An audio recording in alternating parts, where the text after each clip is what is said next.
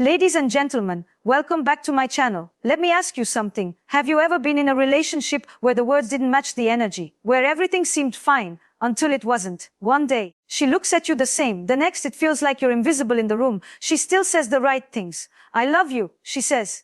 I just need space. Or maybe, nothing's wrong, I'm just tired. But deep down you feel it. Something has shifted. Something is missing. And yet, you can't quite name it. This video isn't about blame. It's about the language we speak when we don't know how to tell the truth. When we love the idea of loyalty, but crave the thrill of validation. When we say, I'm not doing anything wrong, but our heart is already somewhere else. You see, an unfaithful woman doesn't always lie with her actions. She often lies with the words she repeats without even realizing it. And if you listen closely, you'll start to notice a pattern. A phrase here, a deflection there. It's not always in what she says. Sometimes it's in how she doesn't say it. So today, I'm going to show you the subtle signs, the emotional undercurrents, and the silent confessions hidden inside her words. Not to punish, not to accuse, but to understand. Because once you hear the truth beneath the surface, you'll never unhear it again. You know, we don't wake up one day and find ourselves in emotional chaos. It happens slowly, almost invisibly. One day you laugh together and it feels effortless. A week later, you're sitting in silence, trying to decode a sigh. You ask her, are you okay? And she smiles, but not the smile you remember. And she replies with the first phrase that so often slips past unnoticed. I'm fine. 3 syllables. I'm fine. But what she's really saying is, I don't want to talk about it. I don't feel safe telling you what's really going on. Or maybe I don't even know how to explain it myself. And so she leans into silence while you lean in with confusion. In a faithful relationship, I'm fine is a pause. In an unfaithful one, it's a wall. Let's be honest here. Fidelity isn't just about who she sleeps with. It's about who she turns to with her truth. And when a woman is emotionally stepping out, she starts withdrawing from the man she's supposed to be turning toward. You'll see it in the tiny ways she disconnects. Less eye contact, less laughter, less and more. Me, she still does the chores. Still makes small talk. Maybe she even kisses you goodnight. But her body feels a few seconds late. Her words a little too polite. There's a kind of choreography in emotional betrayal. A woman doesn't always cheat because of sex. Sometimes she cheats because she's lonely, even while sitting next to you. And before she finds another man's arms, she often finds another man's attention. Now listen carefully, because this is where it begins. When she starts saying things like, you're overreacting, or you're being too sensitive. What she's doing is rewriting the narrative to protect her guilt. She wants you to question your instincts. She needs you to feel uncertain, so she doesn't have to. But let's pause here. This isn't about turning women into villains. This is about turning the lights on in a room where most people prefer to whisper. Because infidelity, especially emotional infidelity, doesn't usually begin with lust. It begins with the absence of vulnerability. Let me give you a real-world example. He's a husband, let's say, working 2 jobs to provide for the family. He's not part of us, but his heart is in it. He comes home tired, maybe a little distracted. Maybe he forgets the flowers on her birthday one year. And she notices she feels invisible, maybe even underappreciated. But instead of saying, I miss being seen by you, she says, whatever, it's not a big deal. And that right there is the second phrase you should listen for. It's not a big deal, because when it is a big deal and she pretends it isn't, she's already starting to file her emotions under unspoken. And once something becomes unspoken, it becomes unshared. Once it becomes unshared, it becomes unmet. And when something remains unmet long enough, someone else will offer to meet it. You see, women like men need to feel admired. They need to feel chosen. But when that emotional recognition dries up at home, it doesn't mean they stop needing it. It means they start noticing it somewhere else. Maybe it's a co-worker who compliments her. Maybe it's an old friend who asks how she's doing and listens like every word matters. It's not a full-blown affair yet. But something sacred has shifted. And what makes this more dangerous is that she still says the right things at home. She still plays the role. She still shows up for dinner. But slowly, gently, she's slipping away behind words that seem harmless but carry enormous weight. Like this one, I just need some space. Now hear me clearly. Sometimes needing space is healthy. We all need room to breathe. But when it becomes her go-to phrase after every moment of intimacy or conflict, what she might really be saying is, I need freedom to exist outside the accountability of this relationship. She doesn't say, I need to work on us. She says, I need to work on me. And there's nothing wrong with working on oneself, unless it becomes an excuse to drift into secrecy. Emotional unfaithfulness doesn't scream. It whispers. And the most dangerous thing about it is that it hides behind everyday language. Let me tell you what this looks like in real life. She starts locking her phone. Her tone changes when she talks to someone else. She starts to light up in conversations that don't involve you. Her emotional weather changes, but she keeps insisting the sky is clear. And when you question it, she responds with the third most common phrase, you don't trust me. Now think about that. The person who has become less transparent is now turning the question back on you. She isn't offering clarity. She's offering guilt. She's not inviting connection. She's dodging accountability. But remember this, it's not always malicious. Many women who stray emotionally are not looking to destroy their homes. They're looking to feel alive, desired, understood. And instead of saying, I feel distant from you, or I don't feel like myself in this relationship anymore, they reach for the script that buys them more time, more privacy, and more confusion for both of you. So let me ask you, as we go deeper into this conversation, when she says, I'm just tired, is it about exhaustion, or is it emotional avoidance? When she says, it's not a big deal, is it because it truly isn't, or because she's minimizing her own needs? And when she says, you don't trust me, is it because you're paranoid, or because she knows something has changed? These aren't easy questions, but relationships were never meant to be easy. They were meant to be honest. And honesty doesn't begin with confrontation. It begins with listening closely, carefully, with curiosity instead of accusation, with presence instead of control. So as we continue this conversation, I want to help you hear what's behind the words. Because the truth, it rarely shows up in the headline. It hides in the subtext. And the moment you learn to read between the lines is the moment you start reclaiming your clarity, your dignity, and your peace. There's something deeply unsettling about silence dressed as routine. She still makes the coffee, still folds the laundry, still shows up, and yet the air between you feels heavier, like walking through fog. What's missing isn't noise, it's presence. What's gone isn't love, it's engagement. And here's the fourth phrase you begin to hear, or perhaps feel more than hear. I'm just busy. Business is the great modern alibi. It excuses distance, delays accountability, and masks detachment. Now let's be real, life is busy, but the kind of busy that makes time for everything except the relationship. That's not time management. That's emotional withdrawal. When she's busy for the gym, busy for brunch, busy for scrolling endlessly in bed, but somehow never available to ask, how was your day? That's not about schedule. That's about priorities shifting in silence. And yet when you bring it up, she's likely to smile tightly, sigh, and say, don't start. That's another one. Don't start. A subtle defense. Not aggressive, not loud, but razor sharp in its ability to shut the door before the conversation begins. It's her way of saying, I don't want to go there. I don't want to peel back this layer. I'm already emotionally exhausted, or perhaps emotionally invested elsewhere. And here's what most people don't realize: infidelity doesn't begin when clothes come off. It begins when openness shuts down. You can't reach someone who's already rehearsing the conversation in their head with someone else. And most of the time, that someone isn't even real. It's the fantasy of someone who will just get them, who won't argue, who won't question, who will see them as they want to be seen. That fantasy is often born out of emotional erosion. She didn't fall out of love in a day. She faded, bit by bit, out of the connection you once shared. And now her sentences are shorter, her voice more formal. And when you ask her, is there something I should know? She answers with one of the most predictable lines. Why would you think that? Now let me slow this down. That question, why would you think that, isn't curiosity, it's diversion. It's not about understanding your fear, it's about disarming it. Instead of offering reassurance, she invites you to feel irrational. She makes your concern the problem, not her behavior. And so you start second-guessing yourself. This is where emotional unfaithfulness becomes even more damaging than physical betrayal. It makes you lose trust not just in her, but in yourself. Let's pause there for a moment. That part is crucial. When your instincts are dismissed long enough, when your observations are minimized enough times, you begin to self-edit. You stop asking questions. You stop raising concerns. And when you stop speaking, the silence deepens. And that silence, that's where disconnection thrives. Because here's what most people don't want to admit: cheating isn't always about sex. Sometimes, cheating is about storytelling. The story she's telling herself. The one where she's the one who gave everything and got nothing.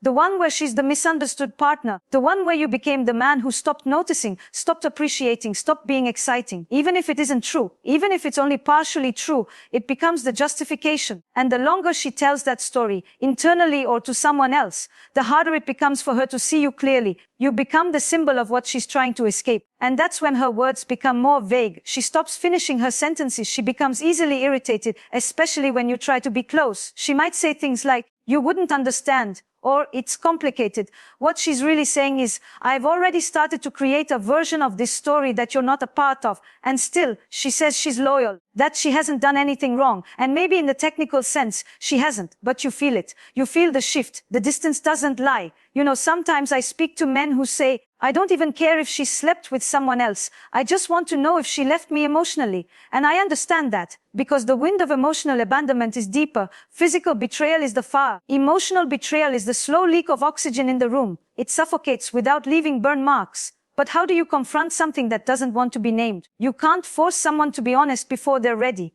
But you can be honest with yourself. Ask yourself, when was the last time she looked at you like she used to? When was the last time you felt invited into her world instead of pushed to the periphery of it? And this next part is uncomfortable. Sometimes an unfaithful woman doesn't cheat because something is wrong with you. She cheats because something is wrong within her. A disconnection from herself, a crisis of identity, a hunger to feel alive again. You just happen to be the mirror that stopped reflecting what she wanted to see. That's not an excuse.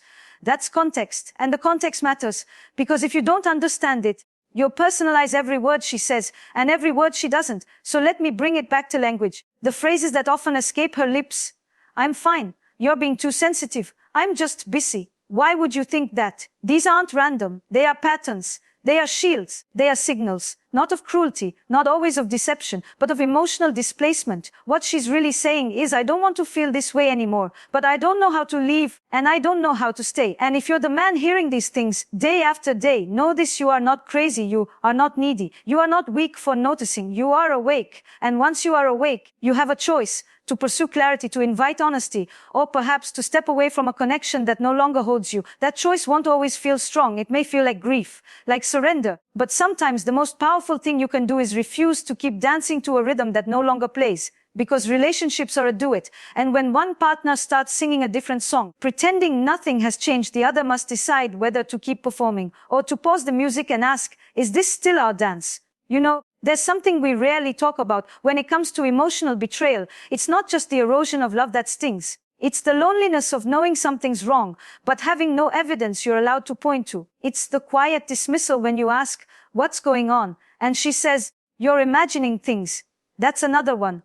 You're imagining things. It's a phrase that doesn't deny, it distorts. She's not saying you're wrong. She's saying you're unstable. That your sensitivity is the real problem. It turns your fear into a flaw. And once that seed is planted, it grows quickly. You start doubting your gut. You begin apologizing for your intuition. And in doing so, you begin disappearing from your own truth. That is the slow death of self-trust. And that is what makes emotional cheating so insidious. It isn't just about who she's turning to. It's about how she's turning you against yourself. And I want to say this clearly, because you need to hear it. Suspicion doesn't always mean you're insecure. Sometimes suspicion means your body picked up what your mind hasn't processed yet. You noticed the tone shift, the absence of softness, the text she hides, the new password, the sudden interest in privacy. She calls it independence. You call it secrecy. Somewhere between those two words lies the truth. Now let's talk about another phrase, one that arrives when the emotional distance becomes too obvious to ignore. She says, I just need to figure myself out. And maybe that's true. But ask yourself, has she invited you into that process, or has she used it to push you out of it? Because there's a difference between a woman who's doing the work to reconnect with herself and a woman who's creating emotional clearance to start a new story without you in it.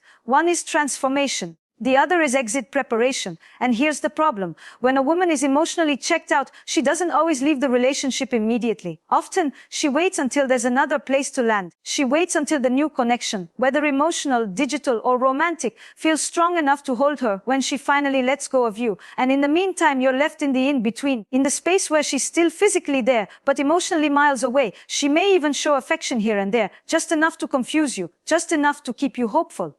And then, right when you feel connection return, she disappears again behind that line, I just need space. It becomes a cycle: warmth, withdrawal, connection, confusion. You start living on crumbs of affection. You become grateful for moments that used to be the baseline. A compliment feels like a miracle. A touch becomes a sacred event. You find yourself working harder, trying to be more patient, more understanding. You read books. You watch videos. You say, maybe if I just love her more, she'll remember who we used to be. But here's the hard truth. You cannot fix what someone is unwilling to admit is broken. You cannot love someone back into a relationship they've already emotionally left. And you cannot be the only one doing the repair work while they keep pressing the silent escape button. The next phrase usually shows up when you finally gather the courage to confront it all. You sit her down. You pour your heart out. You say, I feel like you're pulling away. And she replies, I just don't want to talk about this right now. That's not about timing. That's about avoidance. And repeated avoidance is emotional neglect. Now don't get me wrong. No one enjoys hard conversations. But love is not just about what we feel in the easy moments. It's about what we're willing to face in the difficult ones. If every time you open the door to truth, she shuts it, what are you really building together? And more importantly, what are you staying for? The memories, the kids, the hope that maybe if you wait long enough, she'll come back emotionally. But while you wait, what is the cost? Your peace, your dignity, your sense of self. Because here's something that doesn't get said enough. Men hurt deeply too. You may not show it in tears. You may carry it in your shoulders, in your silence, in the long drives where you can finally exhale. But your pain is real. And your longing to feel loved, seen, chosen. It matters. It's not weak to want connection. It's not needy to crave consistency. It's not controlling to ask for honesty. So what you do when the woman you love is no longer speaking the language of love? You start listening for the truth beneath the words. Because behind "I'm fine," there may be anger. Behind "I'm just tired," there may be resentment. Behind "you don't trust me," there may be guilt. And behind "I just need space," there may be someone else. Now let me say something difficult. Sometimes an unfaithful woman isn't cruel. She's just emotionally lost. She didn't wake up and decide to betray you. She drifted until someone else offered her what she didn't even know she was still missing. And that's when it happens.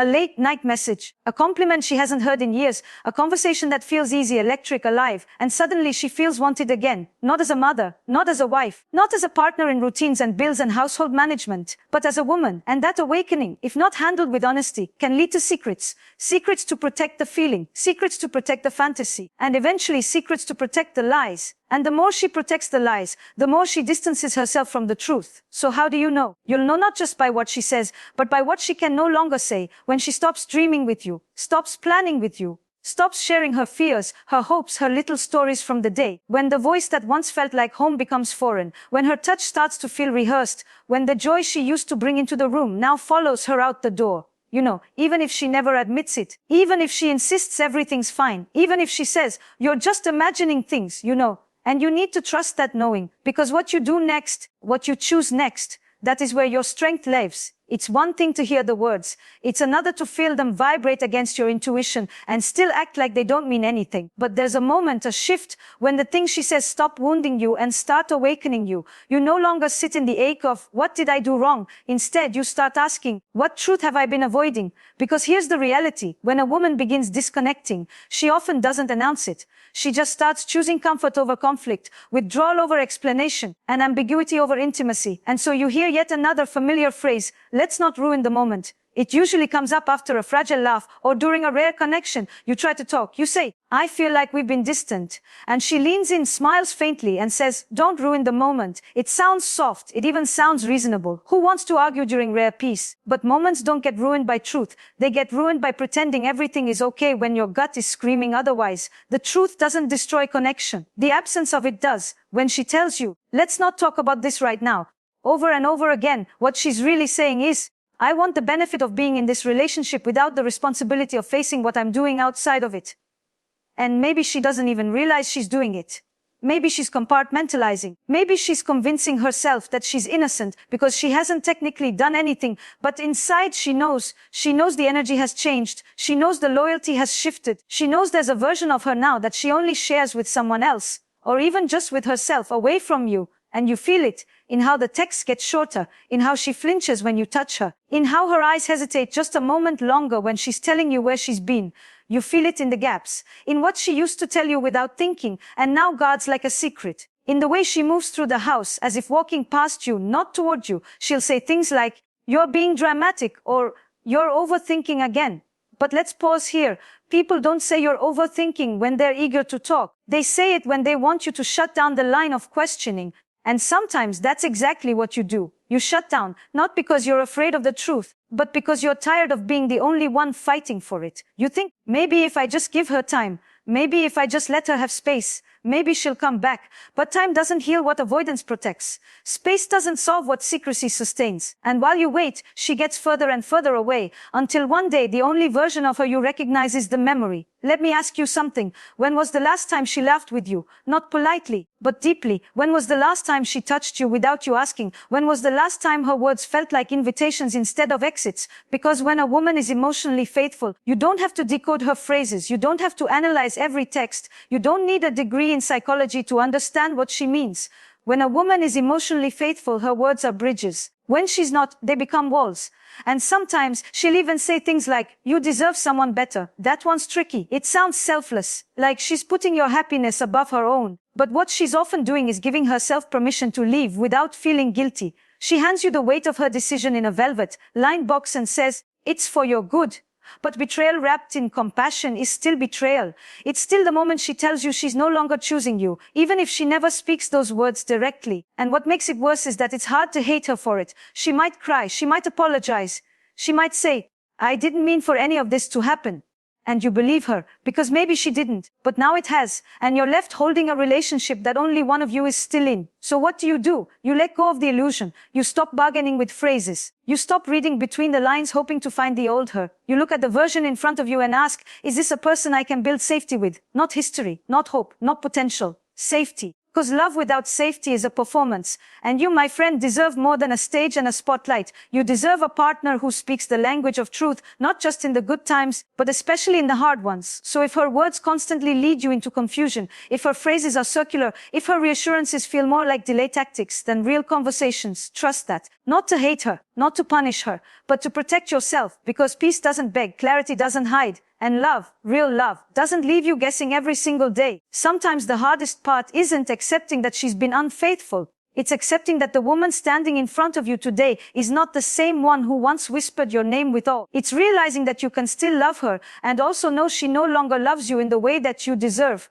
Because let's be honest, emotional betrayal leaves a stain on your confidence. You begin to wonder, was I not enough? You comb through old conversations, replaying moments that now feel like red flags. You start to doubt not just her, but every future relationship. That's the collateral damage of this kind of pain. It doesn't just end one connection. It fractures your capacity to trust again. But I want to offer you a different lens. What if this wasn't about you being not enough? What if it was about her not being ready to hold the kind of intimacy your presence demanded? You see, a faithful woman, emotionally and physically, isn't just someone who avoids cheating. She's someone who shows up, who leans in, who holds the hard conversations without running, who invites you into her world when it would be easier to shut you out. When that woman begins to disappear, you don't need closure from her. You need honesty with yourself. You don't need the full explanation. You've already lived it. You saw the shift. You heard the changes in her tone, her priorities, her energy. You felt the cold side of the bed, the missed calls, the affection that turned to obligation. And when she said, I just don't feel like myself anymore, what she meant was, I no longer see myself in us. That's painful. But it's also revealing, because the moment a relationship becomes a mirror she avoids, she starts reaching for new reflections. Maybe she finds that in the flirtation of a colleague. Maybe it's in the thrill of secrecy. Maybe it's in the idea that there's something or someone more exciting out there waiting. And maybe, just maybe, she's wrong. But she has to walk that path to find out. And it's not your job to block it. It's not your burden to prove your worth or to rescue her from her own wandering. Your only responsibility is to yourself, to your peace, to your voice, the one you kept silencing in order to preserve a connection that was already crumbling. So when you hear her say, it's not what it looks like, I didn't mean to hurt you, or you'll always be special to me, let those be the last phrases you carry forward, because you're not meant to stay in rooms where you're constantly asked to shrink your intuition to make others feel comfortable. You are not meant to wake up every morning wondering if today will be the day she chooses you or someone else. You are not meant to spend your precious life translating phrases into intentions while slowly losing yourself in the process. Instead, you are meant for something honest. You are meant for someone who speaks not in code but in clarity, who doesn't just say, I love you, but lives it in action, who doesn't just show up when it's convenient, but when it's necessary. You're meant for a woman whose I'm fine actually means peace, not avoidance, whose I need space is part of a healing journey that includes you, not excludes you, whose you can trust me is an invitation into her world, not a deflection away from it, because love, real love, isn't ambiguous, it isn't conditional, it isn't a puzzle you have to keep solving. It is safe, not boring, not predictable, safe. That's the word we need to start honoring more. Not just passion, not just chemistry, but safety, the kind that lets you exhale, that lets you be seen, that lets you be wrong sometimes without fearing abandonment. So here's what I want to leave you with. If you're watching this and you've recognized some of these phrases, if you felt that slow emotional withdrawal and blamed yourself for it, take this moment to breathe. You're not broken. You're not too much. You're not hard to love. You were just offering intimacy to someone who had already emotionally checked out. And now you get to reclaim that intimacy for yourself, to build a new story, not from bitterness, but from boundaries, to create a future, not from fear, but from clarity. And if she ever circles back with the familiar lines, I was confused. It wasn't what you think. I didn't know how to communicate. You can meet her not with anger, but with honesty, and simply say, I listened when you didn't realize you were speaking. Because even in her deflections, in her vagueness, in her silence, she was saying something, and now you've heard it, loud and clear. So here's to you, the man who stayed loyal to his values, even when her words tried to make him question them. Here's to the man who felt the shift, trusted his knowing, and chose to rise instead of chase. Here's to the man who's not afraid to start again, not because he's moving on too fast, but because he's finally moving on with intention. If this spoke to you, I invite you to share your story below. Your honesty could be the permission another man needs to find his voice again. And if you found clarity, strength, or even just a little peace in today's message, please like this video, subscribe for more conversations that don't just scratch the surface, but dive into the soul, because here we don't just talk about love, we talk about truth. And sometimes the truth is what sets us free. Take care of your heart, and I'll see you in the next one.